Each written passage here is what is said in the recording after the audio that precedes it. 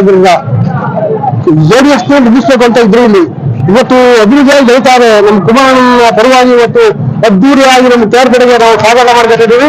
ಮುಂದೆ ದಿವಸ ನಮ್ಮ ತೇರ್ ಕಡೆಗೆ ನಾವು ಮುಂದುವರಿಸ್ತಾ ಇದ್ದೀವಿ. ಇಡೀ ಕರ್ನಾಟಕದ ನಾವು ಏನ್ ಬೇಕೋ ಆ ರೀತಿ ನಾವು ಜೆಡಿಎಸ್ ನ ಬಲಪಡಿಸ್ತೀವಿ. ಜೆಡಿಎಸ್ ಕಾಂಗ್ರೆಸ್ ಎರಡೂ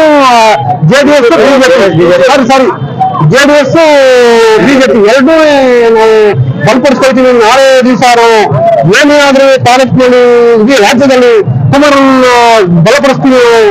ಯಾವ ಮಟ್ಟಕ್ಕೆ ನಾವು ಮಂಡ್ಯ ಜಿಲ್ಲೆಯವರು ಕಳಿಸ್ತೀವಿ ಅವರ ಮೇಲ್ಮಟ್ಟಕ್ಕೆ ಅಂದ್ಬಿಟ್ಟು ನಾನು ಬಯಸ್ತೀನಿ ಅಷ್ಟೇ.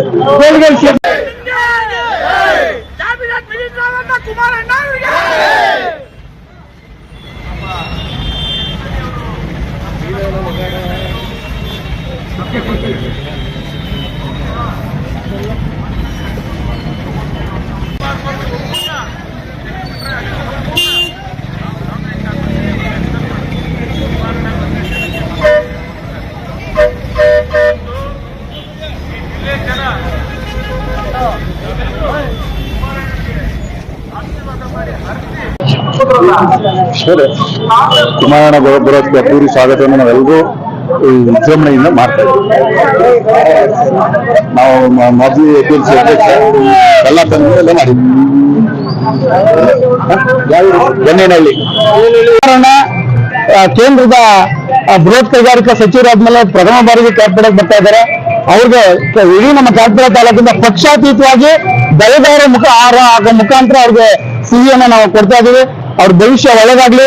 ಅವರು ಕೇಂದ್ರದ ಮಂತ್ರಿ ಆಗಿರೋದು ನಮ್ಮ ರಾಜ್ಯಕ್ಕೆ ಸುಭಿಕ್ಷೆ ಆಗುತ್ತೆ.